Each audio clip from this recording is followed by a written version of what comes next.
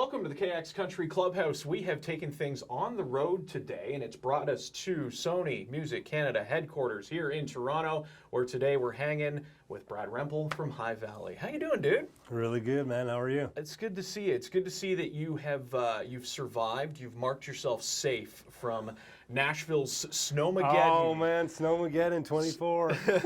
It's amazing and kind of ironic that Nashville has kind of had more snow than we have had this winter here in Southern Ontario. Yeah, and definitely complained about it enough to last a decade. So back when you guys were kids, you and your brothers, you're playing around in the snow at home. What were you guys rocking with? Just a regular old toboggan? Were you doing crazy carpets, a GT snow racer? GT snow, I'm glad you brought it up. We had the legit GT snow racer, and my dad had a 79 Ford, it was F100, not 150, and he would tie, to the trailer hitch, tie a rope and pull us around the yard with the truck. What's safer? Nothing safer than that. Hey, do you have a snowmobile? Okay, no, we have a truck. Yeah. And there's a two-wheel drive, too. Yeah. Look, this is a pretty exciting time for you and the guys. By the time you see this, the EP, Small Town Somethin, has come out. Yeah. You guys are now on the road, touring right across this great country of ours. We'll get to the tour in just a minute, but let's talk about this new EP. 6 songs, including the title track, Small Town Somethin.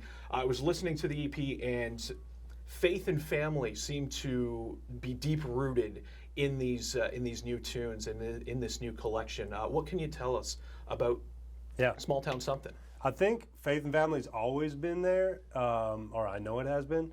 But when you've got like 15 songs on a record and there's like 5 or 6 about dirt roads and trucks, maybe it doesn't feel quite as much. When I boil it down to the 6 that I care the most about, right, some of the fluff might disappear, right? Sure.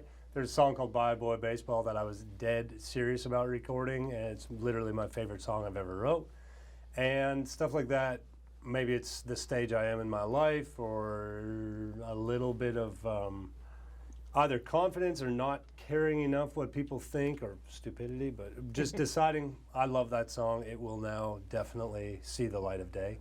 Okay, and so let's talk about that song. The song that you wrote, originally recorded by Granger Smith. Yeah. Now that Granger has kind of stepped aside from country music, this was the perfect opportunity for you to take that song back and put it on this collection. Yeah, and Granger actually asked me to sing the song with him when he first recorded it. It was going to be a duet, and we decided to do Country Music Girls and Trucks together instead. And now, he retired, in my opinion, one single too early, because that song was going crazy, and I mean, still, there's like just tens of thousands of videos of people using the song, and I'm like, you can't retire, everybody wants this song. So I was excited to record it myself, and I'm a huge believer in not having kids staring at cell phones and iPads, and instead giving them something more useful to do. Right. And I don't care if it's baseball, hockey, football, hunting, fishing, just hiking. Buy them a pair of snowshoes. I really don't care. Just buy them something that gets your family together and gets them outside of the house. And that's the point of the song. Time. Yeah.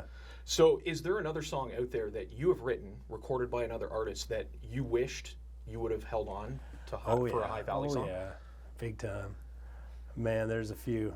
I want to do an album someday where I just play all those songs. Oh, okay. I'd say All Night to Figure It Out by Jade Eagleson would be close to the top of that list. Okay. A song called Lost by the Hunter Brothers that, I don't know, it depends. It depends on which day. If I'm at their show and they're singing it and it's amazing, I'm always so happy for them. Me Without You for Tim and the Glory Boys, that came dangerously close to being on a High Valley record. Okay.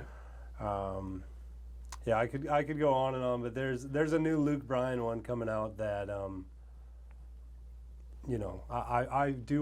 want Luke Bryan to make it the biggest song in the world. Sure, absolutely. But when it's done its thing, I definitely want to record it back. Too. Yeah. Okay, so I was listening to this record and going through it, and usually when I listen to an album or an EP, I'll listen to it front to back. But there are some occurrences where I will hear a song and then immediately have to replay that song. And for me, on this EP, it was the song Blood. Nice. Now, there's another tune that was recorded by another artist. Dylan Scott did a fantastic job. But you've mentioned that this new project is about thankfulness and a love letter to the fans. Well, I want to thank you for putting that song on this EP. Oh, because thank you. incredible song. That was another story where I was thrilled when Dylan cut it. I actually went to the CD release party, and he had just finished like, yeah, that's my girl. And he's like, and now I'm about to play y'all my next single. And I had no idea what it was going to be. And I was like, and then it wasn't Blood. And I was like, hey, that's all good.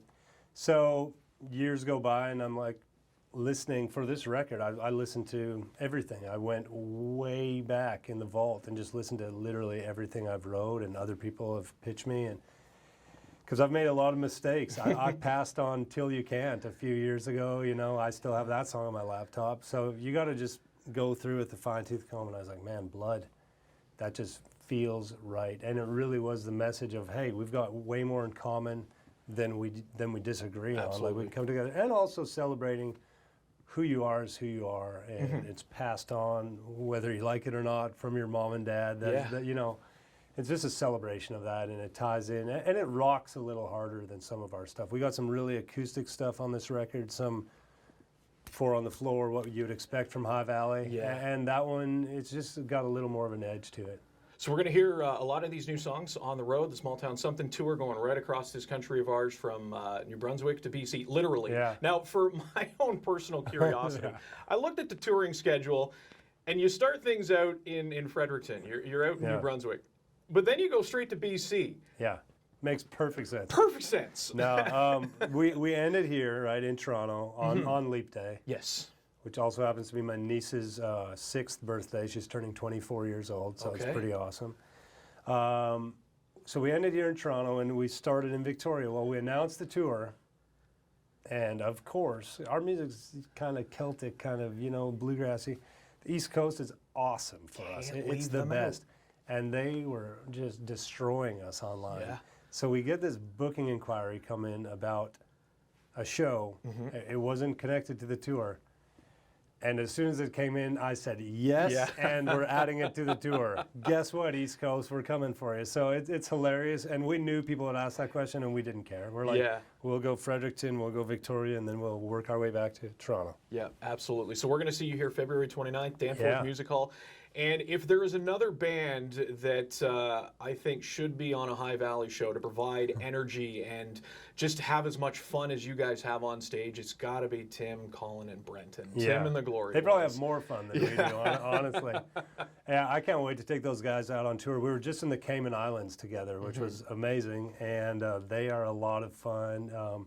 I've known Tim. I mean, my wife bought tickets to watch Tim like back when we were dating, because he was this huge rock star in this Christian rock band called Starfield, and so I've been a fan of his forever. And when we started working together in the management capacity, I was just like, it was a very natural fit for those guys to come on the road with us. And you're right. I think our fans are the same.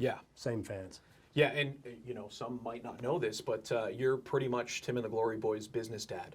You have a hand in managing their day-to-day stuff. What's it like working with those guys off the stage? They're jokesters. They love to have a good time. No, What's he's got a completely different personality. He's hilarious on stage. Tim and Colin are. But you get them on a phone call about the business side of things, and they're dead serious, man. They've been doing this for way too long. You know, they've played massive stages overseas back when they were called Starfield. So when he called me and said we want to try and do a country career, we put together this album, got them a great producer, and they won Album of the Year with their first try. So not too bad. Now here's the pressure. Exactly. Now it's time to go out and perform. And speaking of, so if I've been lucky enough to see you guys multiple times, but if I'm sitting at home right now and I'm watching this and I'm on the fence about going to a High Valley show, how would you describe a High Valley show? Well, I mean, I could describe it, but I'd say if you go on Instagram and watch, I love posting the videos from on stage. They're not edited. They're just my phone, and I take it and I point it at the crowd. It's raw. And the people go nuts. They sing.